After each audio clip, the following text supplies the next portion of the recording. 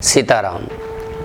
हाँ, जैसे बात आती है हमारे यहाँ तो पूरे भारतवर्ष के अंदर यह विशेष रहता है, कहीं न कहीं देखने और सुनने में ये अधिकतर आ जाता है जातियों को लेकर के।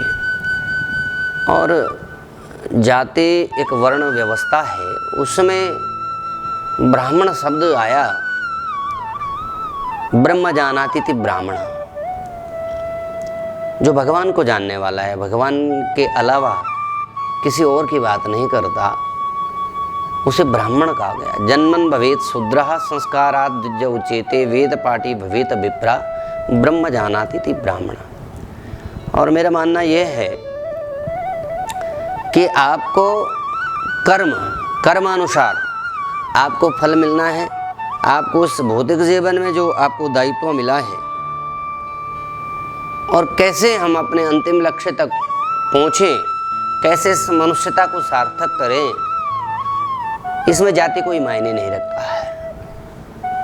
क्योंकि जाति से कोई भी व्यक्ति आगे नहीं बढ़ सकता जब तक कि उसका कर्म श्रेष्ठ नहीं होगा। विश्व के अंदर जब तक आप पूरे कोई भी जीव है, जब तक वो कर्म नहीं करेगा, कर्म प्रधान विश्व रचि राखा। हम तो सनातनियों को यही संदेश देते हैं कि कर्म तो आप कर रहे हैं, लेकिन कर्म को आप सत्कर्म में जब आप बांटेंगे, अग्रसर होंगे उसकी तरफ, तो ये आपके लिए ये मनुष्य होना सार्थक होगा। और जन्म से प्रत्येक व्यक्ति शूद्र ही है।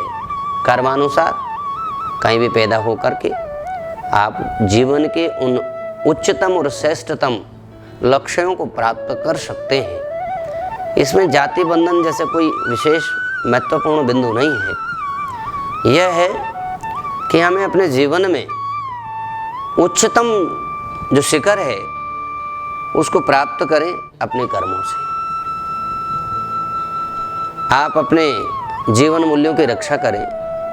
और हमारे यहाँ ये भारत भूमि है, त्याग की भूमि है, तपस्या की भूमि, संघर्ष की भूमि है।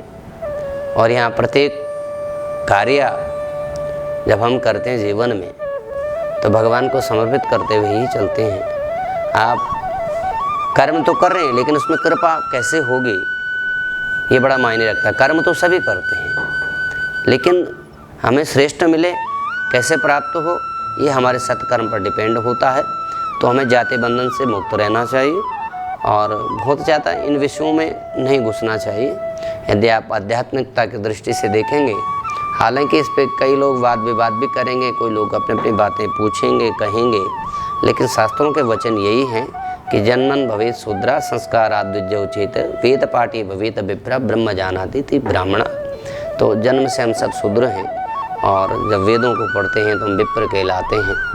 और जब हम भगवान के पूरे ज्ञान को, संसार को देने का प्रयास करते हैं, जब हम ब्रह्म को अर्पण हो जाते हैं, तो हम ब्राह्मण कहे जाते हैं। उसमें जाति जैसा कोई विषय नहीं है। यदि ब्राह्मण जाति में भी पैदा होकर के, उत्पन्न होकर के कोई ऐसे अशोभनीय कृत्य करता है तो ब्राह्मण कहलाने योग्य नहीं होता। और शूद्र उसमें भी पैदा होकर के कोई व्यक्ति श्रेष्ठतम मूल्यों को प्राप्त करता है तो किसी ब्राह्मण से वह कम नहीं है किसी भी रूप में। सीताराम।